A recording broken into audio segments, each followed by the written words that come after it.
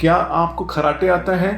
तो हो सकता है ये एक गंभीर बीमारी ऑब्स्ट्रक्टिव स्लीप एपनिया का संकेत हो सकता है।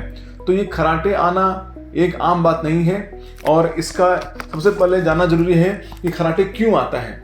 कराटे जो है वो हमारे नाक से लेकर के ट्रैकिया तक के बीच में कहीं भी ऑब्स्ट्रक्शंस होता है उसकी वजह से आता है। और ये एयरवे ऑब्स्ट्रक्शंस और ये चोकिंग पॉइंट कहाँ कहाँ हो सकता है वो मैं आपको बताना चाहता हूँ। सबसे पहले तो आप नोज से स्टार्ट कीजिए। अगर आपका नाक की हड्डी टेढ़ी है, नाक में कोई तरह का मांस बढ़ा हुआ है, तो उससे आपका कराटे आ सकता है। सेकंड नंबर चोकिंग पॉइंट जो है वो आपका, अगर आपका है आप मोटे हैं, क्योंकि कई बार मोटे लोगों में जिनका ओवरवेट होते हैं उनको कराटे की समस्या बढ़ जाती है।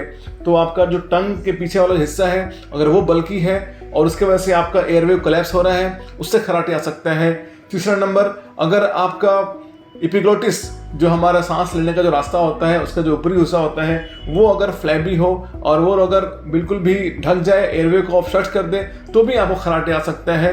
तो ये 4 लेवल्स होते हैं जहाँ पे कराटे आ सकता है और इसी चारों में से किसी भी प्रॉब्लम को हमें अगर डायग्नोसिस हो जाता है, जिसको हम लोग डाइस करते हैं ड्रग इंड्यूस्ड स्लीप एंडोस्कोपी, तो इस जांच के द्वारा ये कंफर्म हो जाता है कि किस लेवल पे आपको ऑब्स्ट्रक्शंस है और उसके बाद में हम लोग पेशेंट को ट्रीटमेंट देते हैं।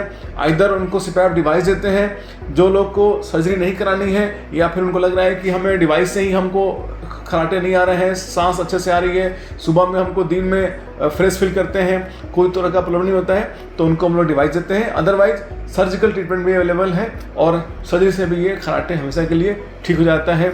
जिस लेवल पर ऑब्स्ट्रक्शन होता है उसका हम लोग एग्जैक्ट स्पेसिफिक सर्जरी करते हैं। तो ये जो ट्रीटमेंट है वो एवरी पेशेंट के लिए प्लान करना पड़ता है, क्योंकि एक पेशेंट का स्पेसिफिक ट्रीटमेंट सबके साथ अप्लाई नहीं हो सकता।